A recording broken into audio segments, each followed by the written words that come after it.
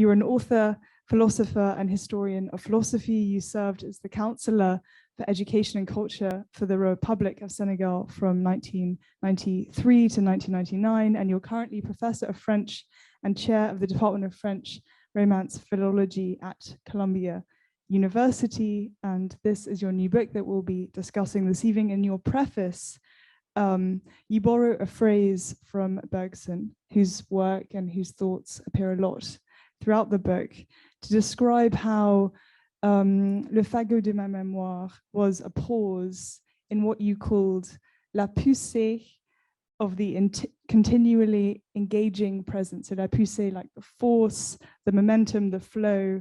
It was a break in that and all that the present requires us to do. Why now? Why did you have this pause now? COVID. Is the short answer. Confinement. Actually, yes. Well, first of all, good evening, and thank you very much, everybody, for being here, and everybody who joined us on Zoom. Thank you for being here. Yes, I mean, this happens all the time to academics like us. You are always moving towards your next commitment. You commit yourself to contribute this or that for a volume, for an article, and also books. And this is the time when I did not have that kind of push towards the next book following the previous one, because you had this commitment to write this on this or that. I just there was some form of commitment, because as I said in my preface, in my introduction, actually my publisher did ask me that I write this memoir, this autobiography. I wasn't convinced at first, but when I decided to do it, I just bracketed out everything else. And the reason why I answered COVID when you asked me is that this is the time of confinement. I had written bits and pieces of it here and there without really knowing where I was going. And it is during the time when I was back in New York, at the time when New York was the epicenter of the pandemics, and there was nothing to be done, just stay home. So I stayed home and started writing it. And it was a good, it could not be a good time, but it was a good period to just reflect on what my trajectory was at a time when I was feeling like everybody else, my own vulnerability, the vulnerability of the people I loved, and I had to stay home. And the kind of meditative mood in which you are during times like that was very helpful writing this. So I did have a sense that it was really a pause in the flow of what I was doing, the kind of rhythm of academia, where you are always, running behind deadlines. In this particular case, I had no particular deadline. My publisher told me, okay, when it's done, it's done. So, yeah. And at the end of the book, you describe how you found a certain relief and relaxation even in the kind of exercise of imagining essentially your life from a bird's eye view and from seeing perspective in the kind of turmoil and tension of the present. Sure, it's like summoning the different people you've been. Summoning my own self when I was 17, coming to France and with hope. Summoning myself when I was even a kid, a child, and so on and so forth. And when it comes also to examining my work, as I said, in academia, you are always going from one commitment to the next. And you do not have a sense of the unity of what you are writing. I basically publish and teach in 3 different fields, and they are very different. One field is history of philosophy, as you said, philosophy of mathematics and logic, very technical field. And then history of philosophy in the Islamic world is also a field in which I teach and publish. And then philosophical, let's call it philosophical problems connected to Africa. So very different things. But I could feel by just revisiting my own trajectory, reflecting on what led me to this or that field, I could feel the unity of what I had been doing until now. And that was quite an experience. And yeah, looking at yourself in that particular way was very quite an experience that I liked.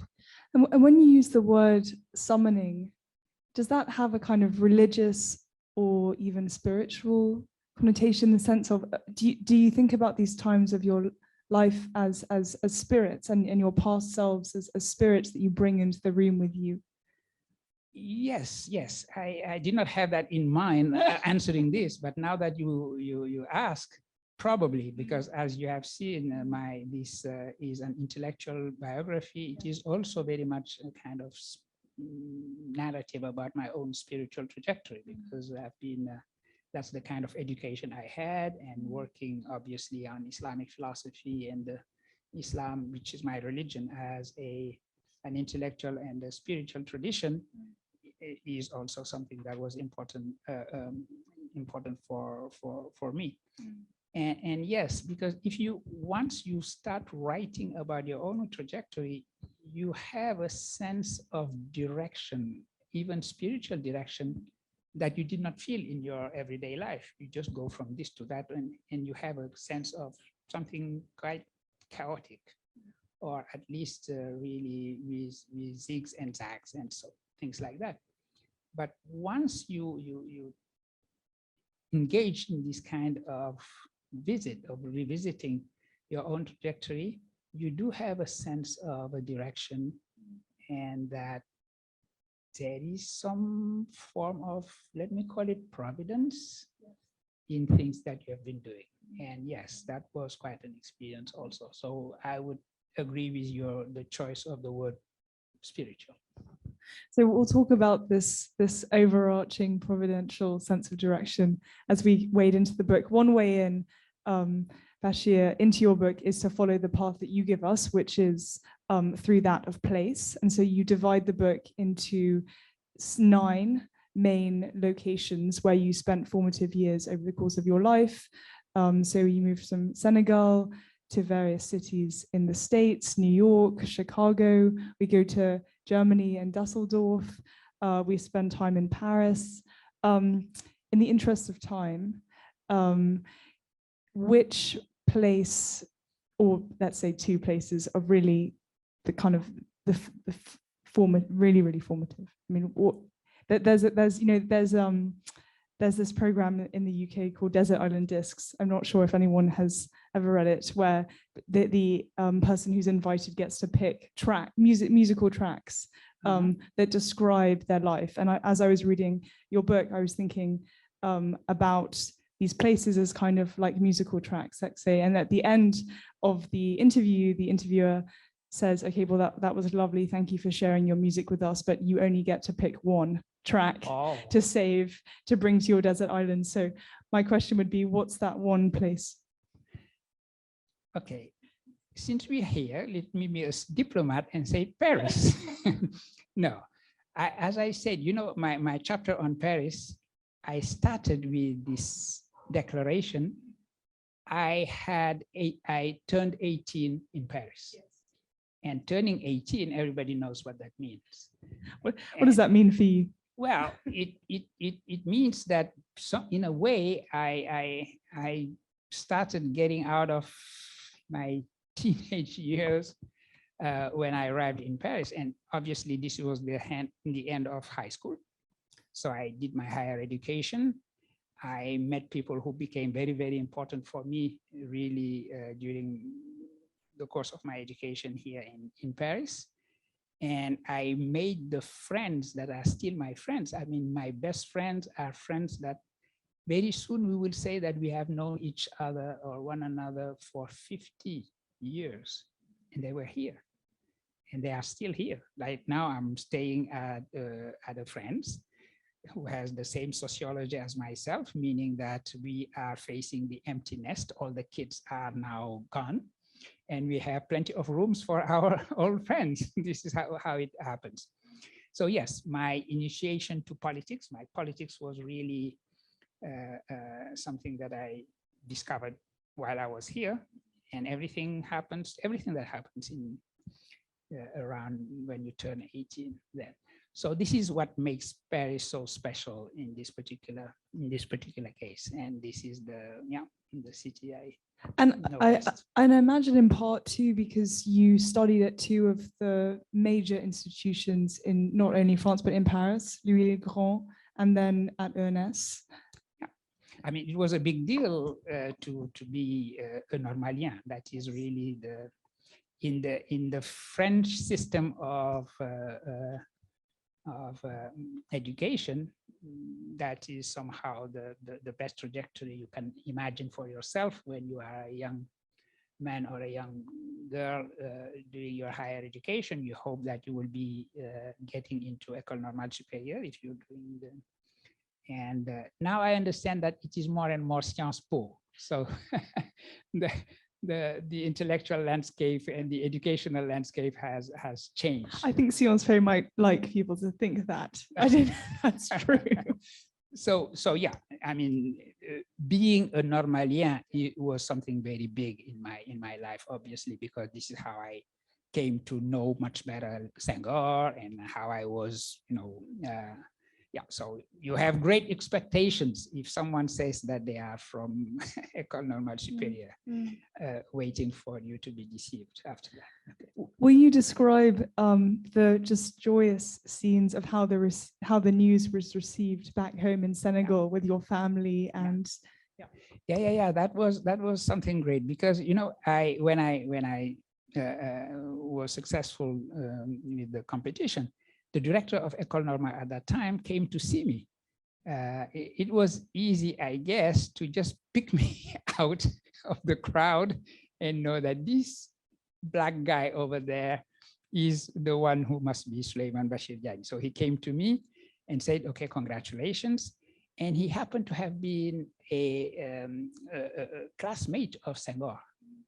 Senghor was still the president of Senegal at that time, and he said, okay, if it's okay for you, I'm going to send him a telegram congratulating him for the first Senegalese getting into École Normale. And he did that. And it was quite a scene. I don't know if I tell that part of the story in my book, I don't remember now, but when I came back at the airport, the officers at the police at the border, they almost saluted. They said, oh, you're so-and-so. We have heard about you. And I understood that Senghor had asked that the telegram sent by Bousquet, the director, to him, be read on the radio. So I became very famous in Senegal because of that. And so, yeah, my family was very happy. My mother, as I said in the book, this book is very much a kind of castle to my mother, because there is a title by this French writer Marcel Pagnol, The Château de ma Mère, when he writes his memoir, and this was a kind of castle to my mother myself, and I'm glad now I wrote it because she passed away a couple of months ago, but she had it in her hands. So yeah.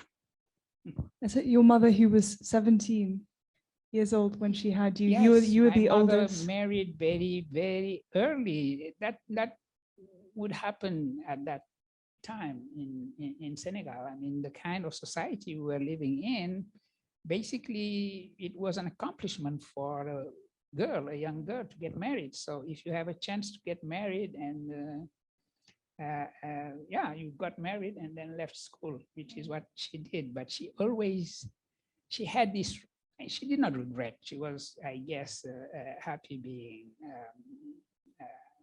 my father's wife and my mother and my siblings' mother. But she would always talk about what she would have done, because she was a very good school student, what her life would have been.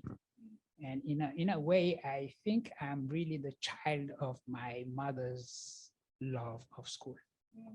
And your father too, right? They both too. put a big emphasis on education. My father comes from a lineage of imams and very, knowledgeable Muslim scholars. So scholarship is just banal in their family in a way. Yeah. Can you also, this is another anecdote that's related to the anecdote about Bosquet calling up the president. Can you just describe his description of when he was a student with de Gaulle and Senghor, and how I think, well, you would know the anecdote more than I would, Yes. but you say that this is not a very well-known anecdote, and it's quite moving. Absolutely. I have never read anything about this, but Bosquet told me, Bosquet who was there, who was in class with both President Pompidou, future President Pompidou, and future President Léopold Sédar Senghor, told me that once a student did call Senghor a monkey. You monkey, something like that. And the first one to react was Pompidou. Pompidou just seized him, dragged him to a mirror. They were all, living in the same dorm. They were in dorms, and just, shoving him around and asking him to look at himself in the mirror and ask him who looks like a monkey. So this idea of future President Georges Pompidou fighting for his friend Senghor because Senghor had been victimized by a racist other French schoolmate was a quite interesting story, but probably not known. I haven't seen it, so I'm the one who told it. Yeah, so Pompidou, not de Gaulle, although yeah. No, these French presidents, yes, definitely not de Gaulle, exactly. We can just put that aside, and that will be a whole other event. Okay, so let's go back to the kind of official questions. So you mentioned many different places, as you say, and you picked out Paris as formative, although again, you'll have to get the book to read about all of Bachir's experiences in these various places. You also mentioned many big intellectuals and many big names, as it were, in the kind of academy in your book. And so I've made a whole list of them. We have Althusser, Derrida, Spivak, who's now your colleague, Bergson. So some of these you worked with and studied with when they were alive, who are now dead, and then minds who you were just studying with and kind of communing with, Said. Again, a difficult question. Who, for you, as you say, looking kind of through the sand or the seeds of your life, who retrospectively did you feel had the biggest impact, looking back now? And a person that you interacted with, a person that you've read over the years?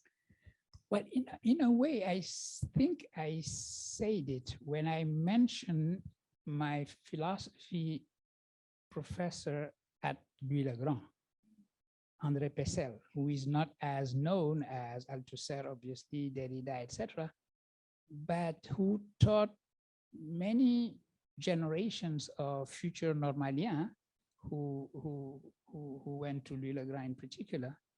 And I would say he taught us to read and write philosophy, which is the basic.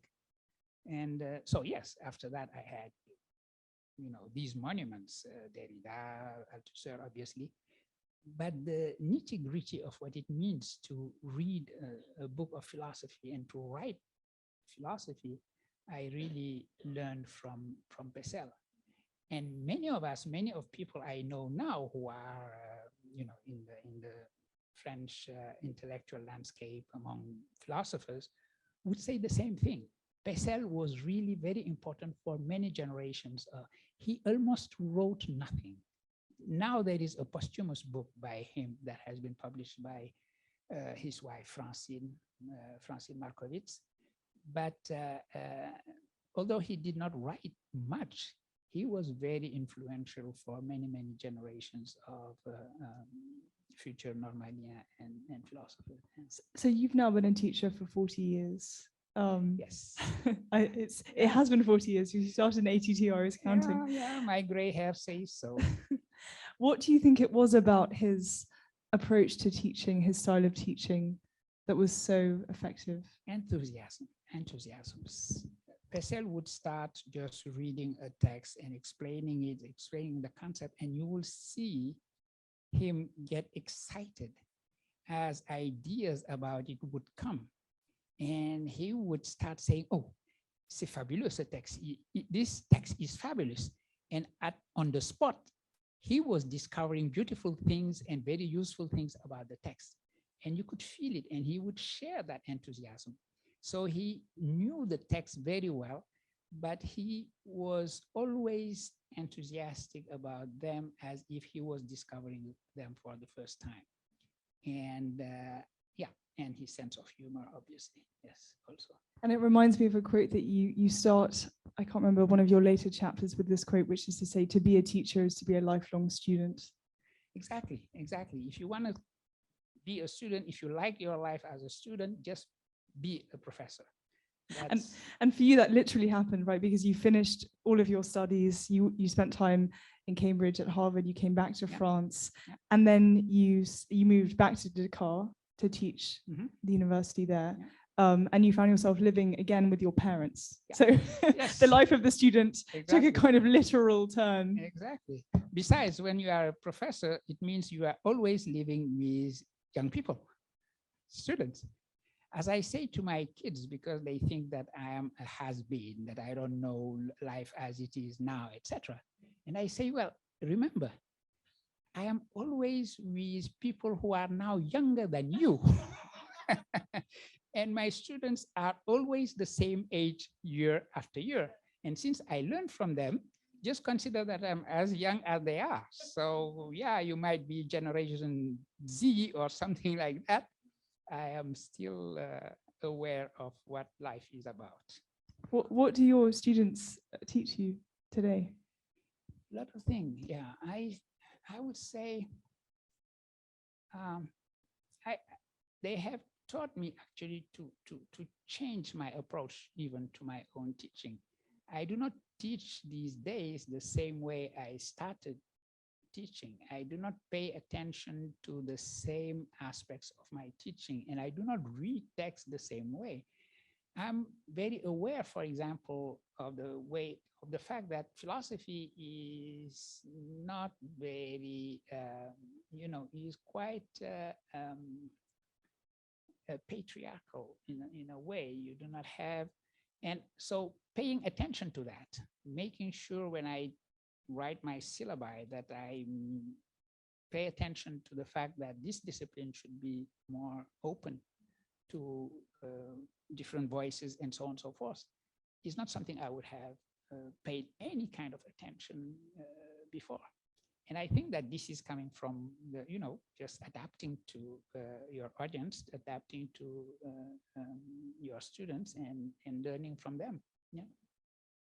I want to take us back to 1982. So you've just finished your PhD.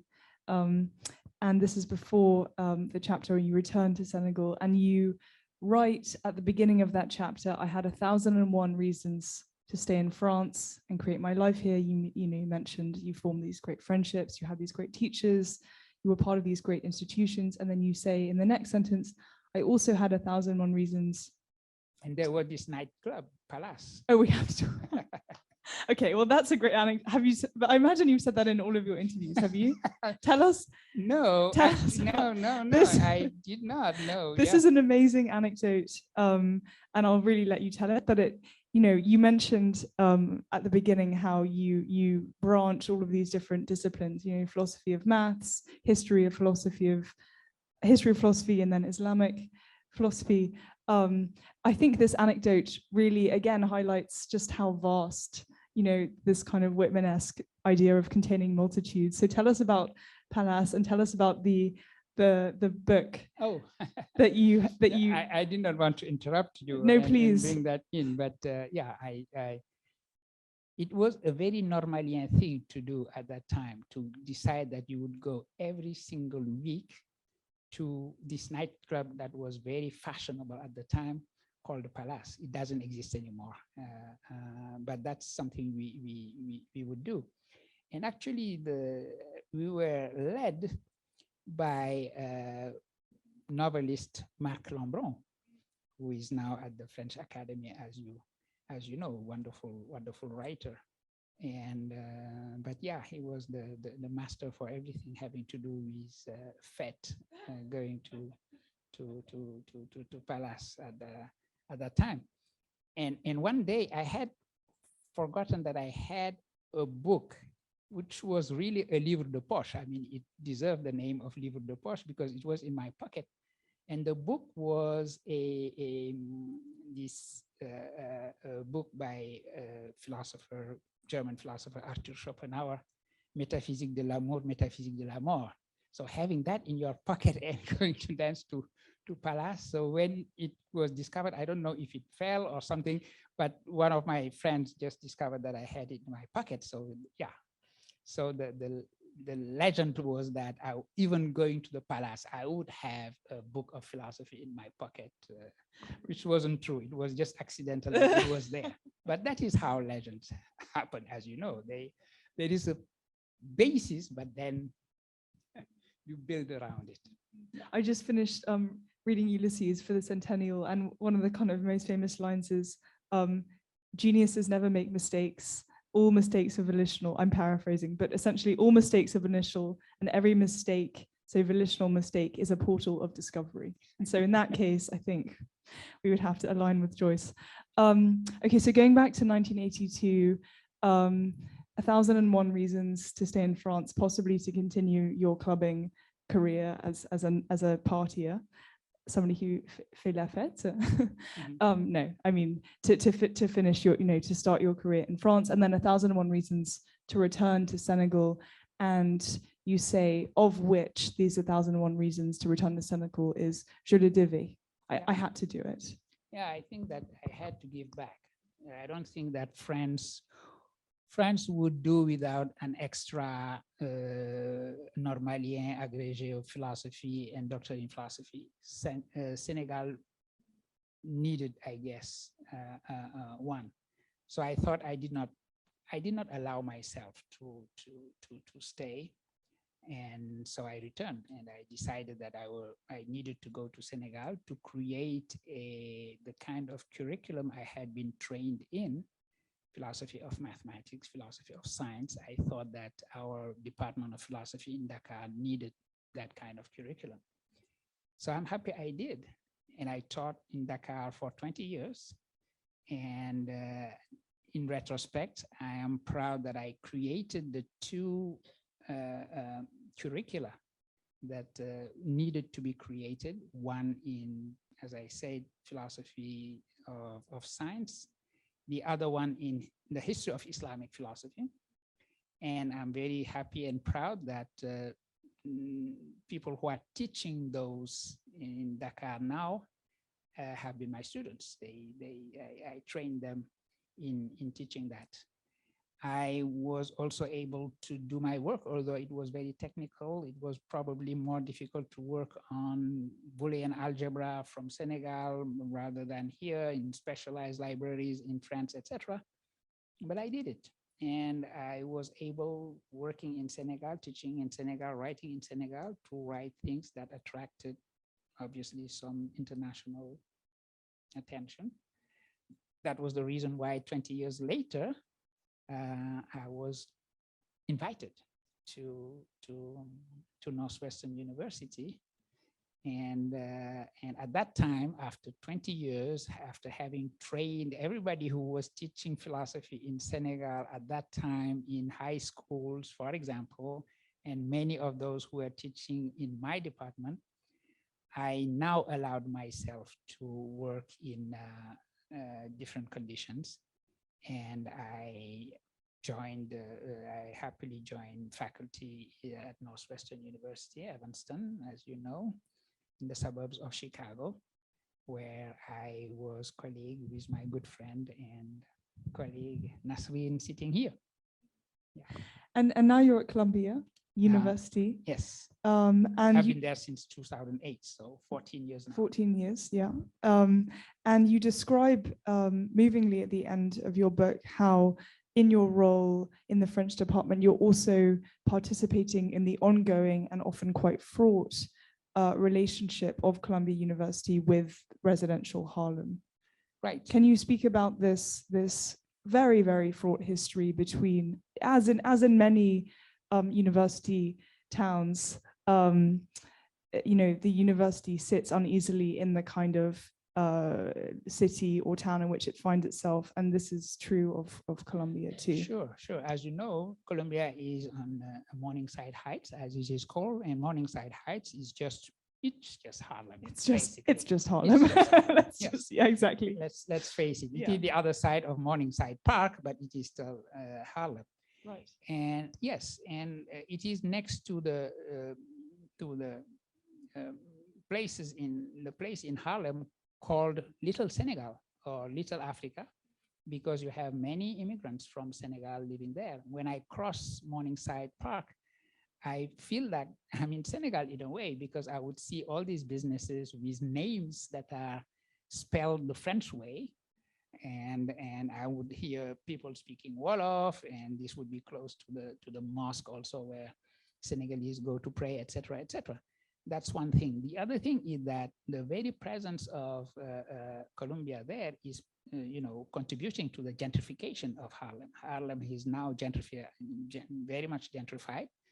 The sign for that is you have Whole Food and you have Starbucks. That is really the sign. And Sweet Green. And Sweet Green and everything, and that everything. is a sign of gentrification. And in a way, it's a pity. When the Senegalese arrived in the 1980s, in the early 1980s, it was very difficult for them to live in Harlem. Many people were killed because Harlem was very dangerous. That area was very dangerous. They made it, they created their businesses, etc. The error they made was they did not buy, because they thought, I am a foreigner, I do not buy, I'm going to get rich and I'm going back home. And 20 years later, 30 years later, now 40 years later, they are there. They did not buy, and it's too expensive for them. So many are leaving the area, going to other places in New York, or even leaving town altogether. Yeah. So how are you part of the kind of the bridge between these two communities in your work? Yeah, I approached them. I felt that I had to approach the community of workers, of Senegalese immigrants, and participate in the life of the community and contribute as much as I can. For example, doing lectures and participating in the intellectual life, the cultural life of the Senegalese community in New York, and especially in Harlem. Yeah. So, we've talked about your time clubbing with this book in your pocket. We've talked about how you, again, kind of your work bridges across these different disciplines. You're described in the book by the philosopher Catherine Clement as an Althusserian and a Sufi. You read for Bergson in the work of Senghor. You finish your book, Bachir, about a life that began in Senegal while gazing on the state of New Jersey. And so, one thing we might be asking ourselves, and this is possibly what you were asking yourself when you sat down to write it, is how does one reconcile so much, so vast, the muchness, the vastness of your life? And I think one way to reconcile all of these strands is something that you offer us at the end, which is this idea of Ubuntu, which is translated as, in French, faire humanité ensemble. Yes. So to do or to make humanity together. Can you tell us about this idea? Yeah. Yes, that is a very important aspect of what I'm doing now. I am, Ubuntu, this word, which is very characteristic of Bantu languages. All Bantu languages have the word Ubuntu, because Bantu itself is coming from this root, Ntu, and Muntu meaning man, and Bantu being the plural of humans in all Bantu languages. And Ubuntu means, the best translation that I found from the explanation of the word and also the proverbs in which this word is used, etc., is that faire humanité ensemble, achieving our humanity together. So the word Ubuntu really implies this idea of achieving humanity and achieving it in reciprocity. In other words, humanity is not a state, it is a task. Human being is the one animal who has the task of becoming human. And becoming human is not something you do in isolation by yourself, etc. You do it in your interaction with other people. So achieving our humanity together. And not just achieving our humanity together, but actually being also responsible vis-a-vis every single living being on earth. Because Ubuntu, the root Ubuntu, is being in general and not necessarily only human being. So in a way, the task connected with the word Ubuntu is the task of achieving humanity together and also being responsible vis-a-vis the earth, learning how to inhabit earth together as human and as living beings. And I think this is a very important message that Nelson Mandela and Desmond Tutu delivered to humanity. They are the ones who, at the end of apartheid, thought that the best way to cure, to repair South Africa post-apartheid was to just get out of tribal logic. Unfortunately, our world today is very tribal word. We have all this ethno-nationalism and, you know, even political parties think of themselves as tribes. So we do need Ubuntu, not just South Africa. We need Ubuntu for us, for human beings in general, as a response to the challenges that we have to face today. One of them being this COVID that I mentioned in the beginning of our conversation. The virus has shown that for it, we are one single humanity. So we have to respond to it as one single humanity. And in the same way, we are destroying our planet.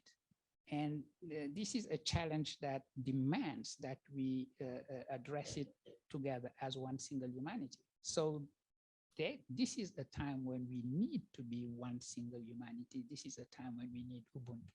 So this is the most important aspect of my work right now. That's what I'm working on.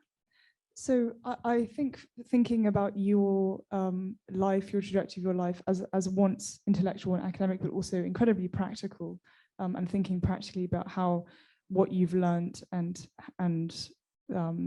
what the world has taught you, how you can share that in a practical way. How does one practice Ubuntu? What does that look like?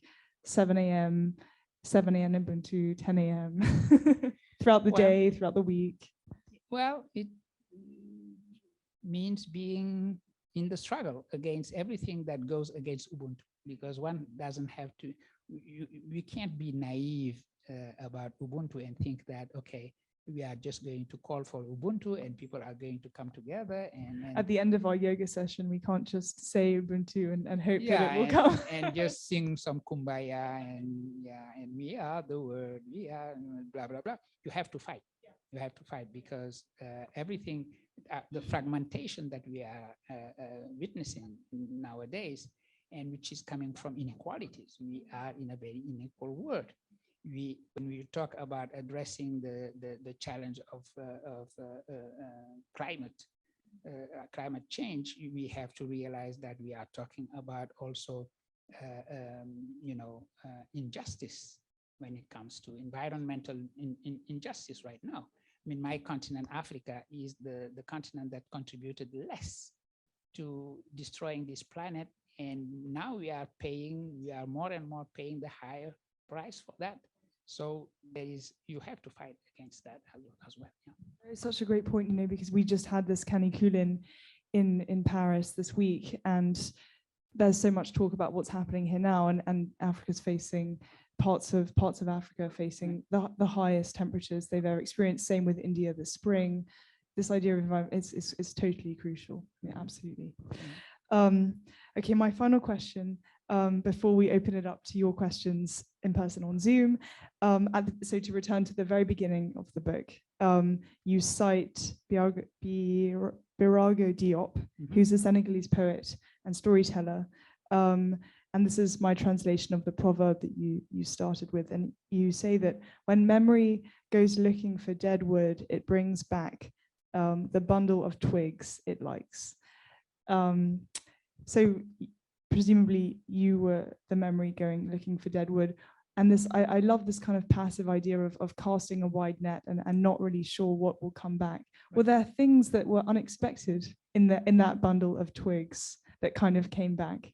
Yes, in a way, yes, because of the approach I used. You know, I had hard time knowing exactly how I was going to approach this, because until then, I had all my books were philosophical books where you are just hiding behind the concept and argument. Yeah, you know, you can put together arguments, you can analyze concepts, etc. You do that, you're trained to do that. You're not really trained to say I and tell your story and make sure that your story is interesting to someone other than your daughter. And my daughter haven't read it. Well, now I guess she has. She just is telling me that she did not, but yeah, probably. Now, so when I found this approach, going city by city, the city in which I lived and that I thought were important in my trajectory, it helped me. But it also meant that I had to really examine why this city was so important for me. Ziguinchor, the city in which I grew up. After I was born in Saint-Louis, but I really grew up in Ziguinchor in my early years. I did not realize Ziguinchor was so important for me. But having to write something about Ziguinchor, it started bringing back memories of people I met, of stories that happened there, etc. So in a way, my own trajectory, the events in my own life were a surprise for me writing this. So yeah. Thank you so much. Can we have a big round of applause, please, for Souleymane Bachir? So now we have the real delight, or you all have the real delight of posing questions. So are there any questions in the room or on Zoom? Yes.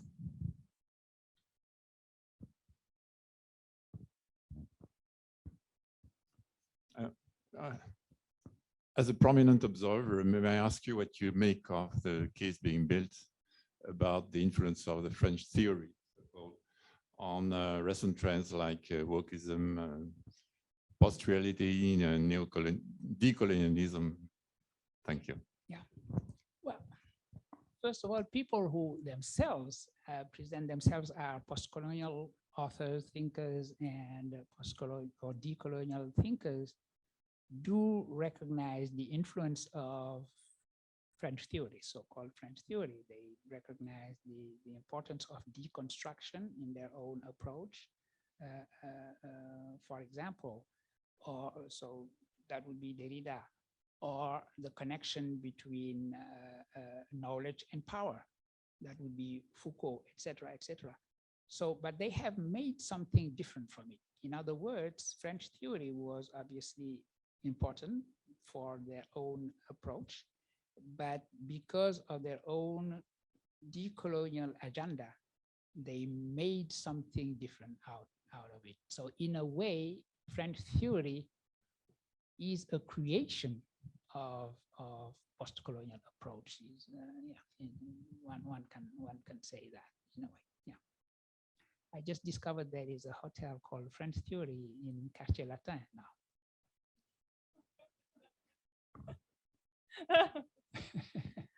I did.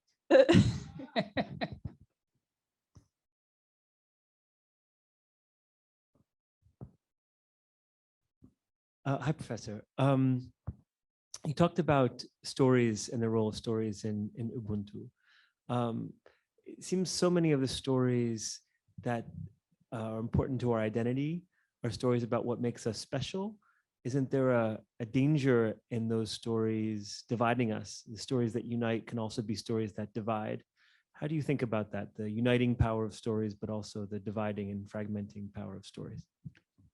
You're absolutely right. I mean, stories have this the power of doing both. I would say that they are just like Aesop's tongues, the best and the worst thing in the world. and they can unite us. We have narratives of our shared condition, our shared human condition that obviously unite us. And Ubuntu is one of those. The idea, the force of Ubuntu was to say, okay, if in post-apartheid South Africa, either we have a kind of cycle of revenge where former oppressed tribes are going to come after the Afrikaner tribe, or we leave tribal logic altogether. That is to say, we try to build a narrative that would be really a unifying narrative for all of us. And they try to create this narrative of the rainbow nation. And so we have both. And the internet actually and the so-called social media are a very good example for that. Social media, apparently this was meant really to build bridges and bring people together. So you would share a story with someone far away because they are your neighbor, as the Bible says, because they are next door, because they are next, the digital door. But at the same time, we can see how tribes are really, flourishing because of the social media. So we have both, and we have to fight. That's the meaning of the fight, to impose the narrative of bridge of unity and refuse, for example, stories such that say that, for example, you cannot really share your experience with somebody else if you do not share the same identity. I start my latest book, because this one is not the latest one. I have one on translation. And I open it with the story of Amanda Gorman being translated by, well, the project was her to be translated by a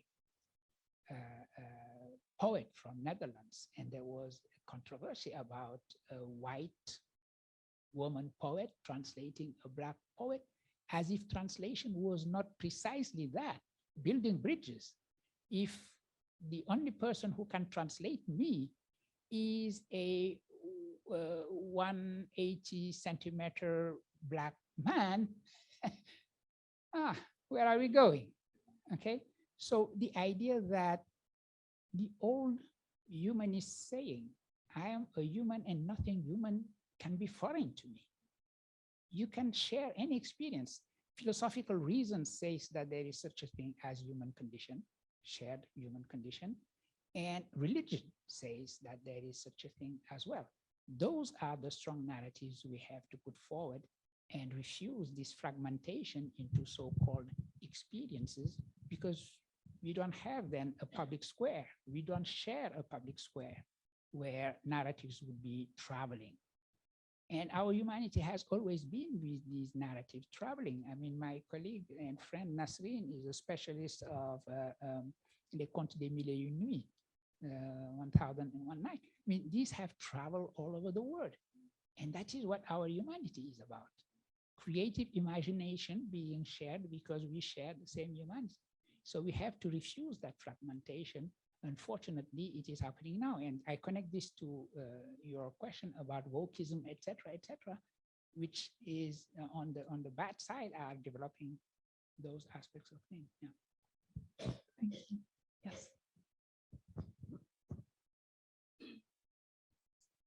Diagne,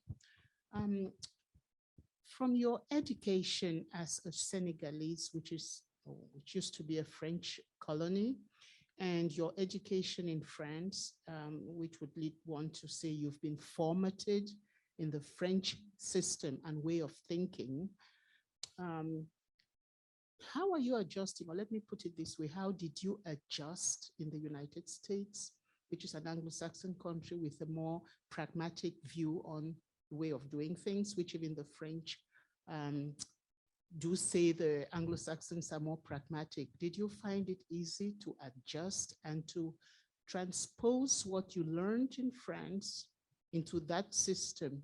And how is it maybe catching on with the students you have to teach out there? It's a difficult question. Let me say that I think I have always, as early as I can remember, I've always traveled from different frame of reference. I mean, at the same time going to Quranic school and then to the French school, speaking Wolof and speaking French, and speaking Jola and Creole when I was a kid, etc.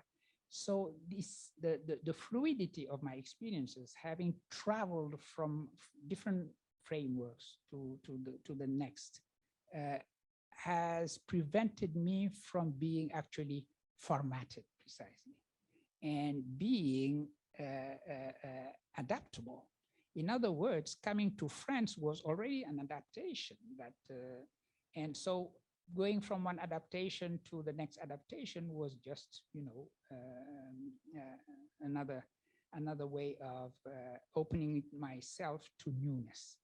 Besides, my discipline, philosophy, is a discipline which is precisely against the very idea of formatting. The fact that philosophy is always about examining things just prevents this kind of petrification that would make you very, you know, that would make it difficult for you to adapt to a new system.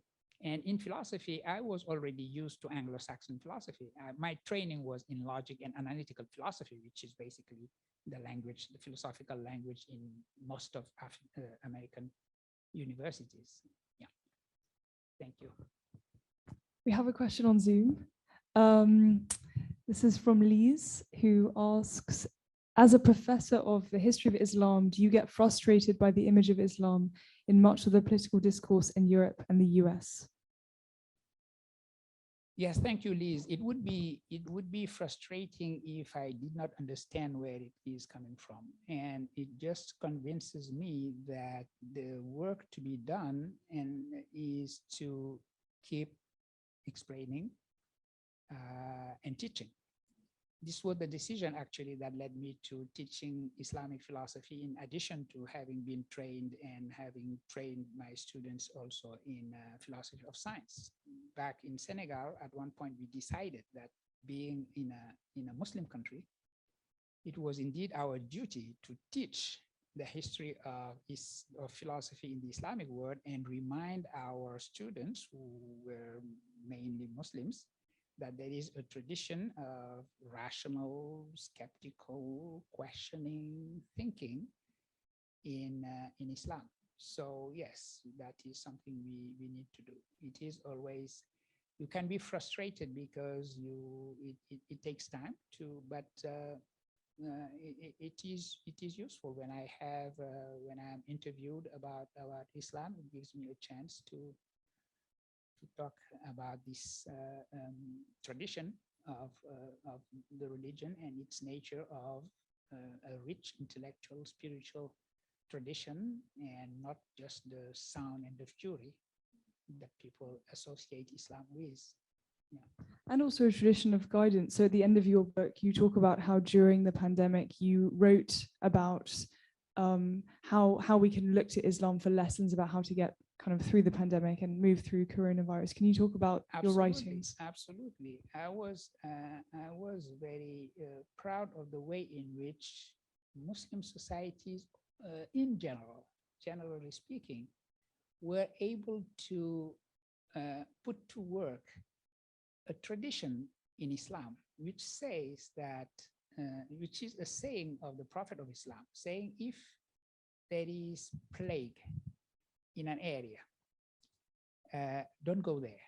If you are already there, don't come out, which is basic rational teaching about epidemics. But beyond that, the very rational approach to it was very important for people, because the pandemics, I read a wonderful book about the pandemics having been an opportunity for many spiritual traditions to re-examine themselves under the light of the pandemics precisely. And I think that Islam came well out of such an examination, understanding and offering and presenting its rational side during that pandemics. Yeah. What do you think was it re-examined during that time?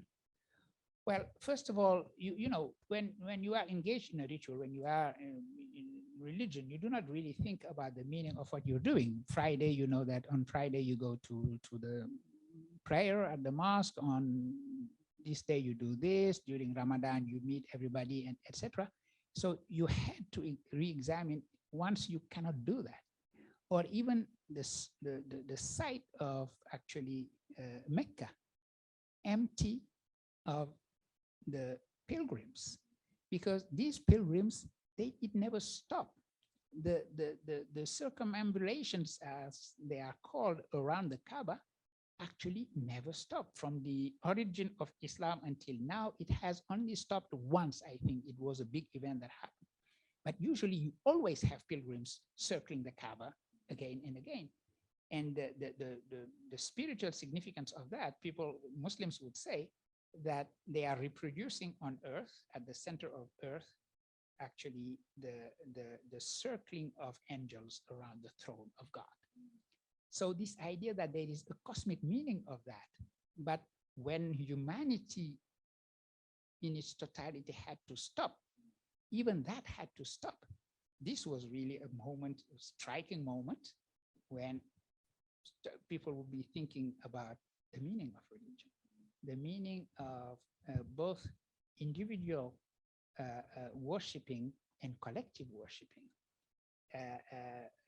and so on. All those kind of meditations about the meaning of spirituality, the meaning of religion, etc. At a time when people feeling their own vulnerability obviously want to gather, want to pray together, want to be together.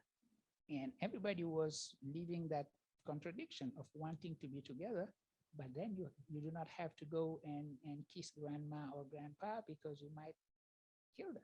This is the time when we had no protection other than masks. Thank you so much. Can we have a final round of applause, please? Thank you.